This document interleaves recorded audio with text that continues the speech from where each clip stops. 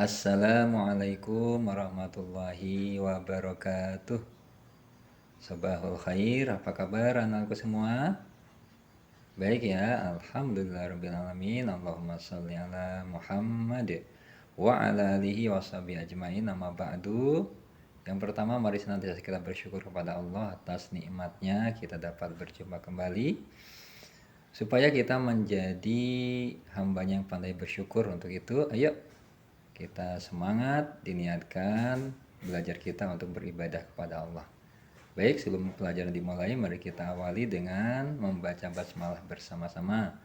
Bismillahirrahmanirrahim. Selanjutnya, anak-anakku, apakah ada yang absen hari ini?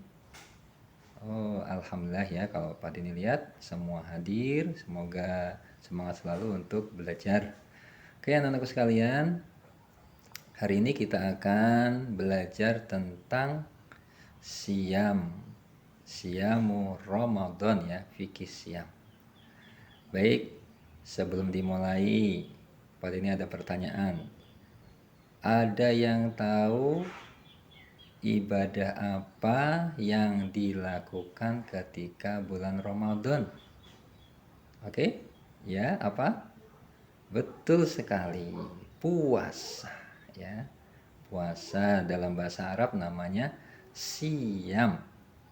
Oke, sudah siap untuk belajar hari ini? Kita hari ini akan belajar tentang siyam. Silakan anak-anakku disiapkan bukunya, catatannya. Sebelumnya Pak Dini akan membagi anak-anak menjadi 3 kelompok. Kelompok 1, 2, dan 3. Oke ya.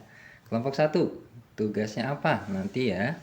Nanti kelompok 1 akan Pak Deni beri tugas untuk membuat peta konsep tentang pelajaran hari ini. Anak-anak tinggal menuliskan materinya apa hari ini. Tadi materinya tentang siam, betul. Nanti apa-apa saja yang kita pelajari dari siam itu ya. Kemudian nanti dibuat peta konsep yang baik, kemudian silakan diwarnai.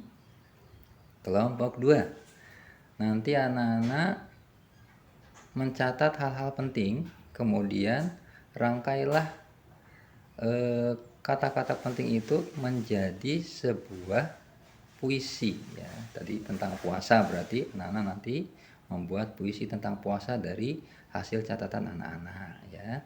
Gak usah panjang-panjang ya. Oke, yang ketiga, tugasnya apa? Nanti kita juga akan belajar tentang doa ketika berbuka puasa. Nah, nanti tugasnya mudah, doanya juga tidak panjang. Kelompok 3 nanti mendemonstrasikan doa berbuka puasa. Oleh karena itu, semua siap untuk menyimak ya, menyimak materi hari ini. Baik anak-anakku, yang pertama yaitu siam. Apa arti siam atau puasa? Menurut bahasa, siam artinya adalah menahan ya. Jadi menahan ya. Oke, itu menurut bahasa. Sekarang menurut istilah ya. Menurut istilah itu apa? Menurut istilah, puasa artinya menahan diri dari makan, minum, hubungan suami istri ya pada siang hari di bulan Ramadan dengan niat karena Allah ya. Penting ya, niat karena Allah. Kalau tidak ada niat, maka tidak dinamakan puasa. Kalau cuma makan atau tidak makan, tidak minum di siang hari, itu tidak dinamakan puasa kalau tanpa niat. Oke ya. Itu tadi pengertiannya. Kemudian yang kedua, yang mengharuskan niat ya, adakah petunjuknya? Kita dapat menemukan petunjuknya di surat Al-Bayyinah ya, di ayat yang ke-5. Dan tidaklah engkau disuruh kecuali untuk beribadah dan memurnikan ketaatan kepadanya dengan meluruskan menjalankan agama yang lurus. Jadi kita harus beribadah itu dengan niat untuk memurnikan ketaatan kepada Allah. Yang kedua, hadis Nabi Muhammad SAW yang artinya sesungguhnya semua perbuatan itu berdasarkan niat. Innama a'malu bin niat. Gitu ya. Baik anak-anakku, selanjutnya berapa lama kita berpuasa? Kita berpuasa sejak tanggal 1 Ramadan. Ya, selama 1 bulan penuh. Bisa jadi 1 bulan itu 29 hari atau 30 hari, ya. Sesuai dengan peredaran bulan pada tahun itu, ya. Jadi ada hitungannya dan kita juga harus melihat peredaran bulan, gitu ya. Oke, selanjutnya apa dasar kewajiban ibadah puasa Ramadan? Dasar kewajiban ibadah puasa Ramadan ada di dalam surah Al-Baqarah ayat 183 yang berbunyi A'udzubillahi minasyaitonirrajim. Ya ayyuhalladzina amanu kutiba alaikumusiyam kama kutiba alal ladzina min qablikum la'allakum tattaqun. Wahai orang-orang yang beriman, diwajibkan atas kamu berpuasa sebagaimana telah diwajibkan atas orang-orang sebelum kamu agar kamu bertakwa. Dan juga dapat kita temui di dalam hadis Nabi yang berbunyi bahwa Islam dibangun atas 5 dasar, yaitu membaca asyhadu alla ilaha illallah, mendirikan sholat, menunaikan zakat, kemudian berhaji, dan berpuasa di bulan Ramadan. Nah anak-anakku, selanjutnya siapa saja yang diwajibkan untuk berpuasa? Sebagaimana tadi yang dapat kita ambil keterangan dalam surah Al-Baqarah dan hadis bahwa yang wajib berpuasa adalah semua orang Islam, laki-laki maupun perempuan yang mukallaf. Apa itu artinya mukallaf? Yaitu orang yang dikenai kewajiban menjalankan perintah Allah dan menjauhi larangannya, ya. Dan orang-orang yang sudah balik tentunya, ya. Sudah dikenai hukum. Kalau dia tidak menjalankan berarti dia berdosa. Kalau dia melakukan berarti mendapatkan pahala. Oke. Selanjutnya ada orang yang tidak boleh atau tidak boleh menjalankan puasa. Siapa mereka? Yang pertama yaitu wanita yang sedang haid, ya, sedang datang bulan. Dan yang kedua adalah wanita yang nifas atau setelah melahirkan, begitu ya. Jadi kalau kita nggak nifas, nggak haid, berarti ya wajib berpuasa. Oke.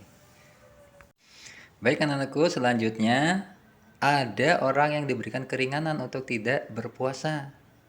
Dan ada juga yang diperbolehkan untuk tidak berpuasa. Nah, siapa mereka? Sekarang, yang diberikan keringanan untuk tidak berpuasa, yang pertama adalah orang yang sakit, ya. Orang yang sakit biasa, ya, bukan sakit keras, ya. Jadi yang orang sakit, misalkan panas gitu ya, atau sakit apalah, sehingga dia nggak bisa berpuasa, boleh tidak berpuasa. Dan dia wajib mengganti di hari lain di luar bulan Ramadan. Misalkan kalau sakit sehari, tidak puasa sehari, berarti mengganti di luar Ramadan 1 hari juga. Siapa lagi orang yang mendapatkan keringanan untuk tidak berpuasa? Yang kedua adalah orang yang dalam perjalanan, ya. Perjalanannya di sini ulama memberikan batasan minimal jaraknya adalah 80 km. Gitu ya. Jadi kalau perjalanannya cuma dari sini ke sekolah atau ke warung, ya tidak dapat keringanan untuk tidak berpuasa ya, tapi tetap wajib berpuasa ya. Baik, yang selanjutnya yang diperbolehkan untuk tidak berpuasa dan menggantinya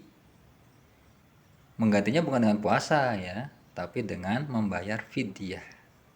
Siapa saja mereka? Yang pertama adalah orang yang sudah sangat tua ya, karena usia, kemudian tubuhnya sudah lemah, tidak sanggup berpuasa ya, mereka diperbolehkan tidak puasa, kemudian mengganti dengan membayar fidyah. Fidyah itu berupa apa? Fidyah berupa makanan pokok yang banyaknya sebanyak 1 mud. 1 mud itu sama dengan 0,6 kg. Kalau di Indonesia berarti beras. Jadi sebanyak 0,6 kg beras setiap hari. Berarti 1 bulan ya, dikalikan 1 bulan berarti 0,6 kali 29 atau 30 hari. Itu tadi yang diperbolehkan tidak berpuasa orang yang sudah tua. Kemudian yang selanjutnya orang yang sedang hamil. Nah, ibu-ibu hamil juga boleh tidak berpuasa dan mengganti dengan membayar fidyah ya. Kemudian siapa lagi? Ibu-ibu yang sedang menyusui ya. Jadi menyusui itu kan wajib ya, selama 2 tahun memberi ASI itu bagi ibu-ibu yang bisa ya. Jadi wajib memberi susu selama 2 tahun. Kalau yang ngasih susu formula berarti ya wajib berpuasa ya. Kecuali ada kendala lain, misalkan sakit ya, itu lain lagi ya. Oke, selanjutnya yang diperbolehkan untuk meninggalkan atau tidak berpuasa adalah orang yang sakitnya menahun ya. Jadi sudah susah sembuh ini, bertahun-tahun sakit, lemah badannya, nggak sanggup untuk puasa ya, berarti boleh mengganti dengan membayar fidyah. Oke, itu tadi ya, ada 4 orang yang boleh membayar fidyah dan dua keadaan di mana orang itu mendapatkan keringanan untuk tidak berpuasa tapi wajib mengganti di luar bulan Ramadan. Baik anak-anak sekalian, selanjutnya apalagi ya? Yang membatalkan puasa. Ya, yang membatalkan puasa. Tadi kita sudah belajar tentang pengertian puasa. Menahan dari makan, minum, dan hubungan suami istri. Ya, itu tadi 3 hal pokok yang kalau kita melakukannya berarti kita batal puasanya. Tentunya ada sanksinya ya. Bagi orang yang batal karena makan atau minum, maka wajib mengganti puasanya di hari yang lain ya. Wajib ya. Kemudian bagi yang batal puasanya karena melakukan hubungan suami istri, maka dia wajib mengganti puasanya di hari lain dan dikenai sanksi ya. Dia harus yang pertama, dia memerdekakan budak. Kalau tidak sanggup, maka baru pilihan yang kedua. Jadi yang pertama tetap ya, yang pertama kalau dia melanggar hubungan suami istri di siang hari pada bulan Ramadan, maka dia wajib memerdekakan budak, kecuali dia tidak sanggup ya. Kalau nggak sanggup ya boleh yang kedua, opsi kedua apa? Berpuasa 2 bulan berturut-turut ya, nggak berhenti. Wah, kalau nggak sanggup juga bagaimana? 1 bulan saja batal, apalagi 2 bulan. Misalkan ya, kalau nggak sanggup ada opsi yang ketiga. Jadi pilihannya dari atas ke bawah ya, nggak boleh milih A, B, C gitu kemudian pilih C, nggak. Tetap yang pertama adalah memerdekakan budak dulu. Yang kedua kalau tidak sanggup 2 bulan berturut-turut berpuasa. Yang ketiga, kalau nggak sanggup berpuasa 2 bulan berturut-turut, maka wajib memberi makan 60 fakir miskin.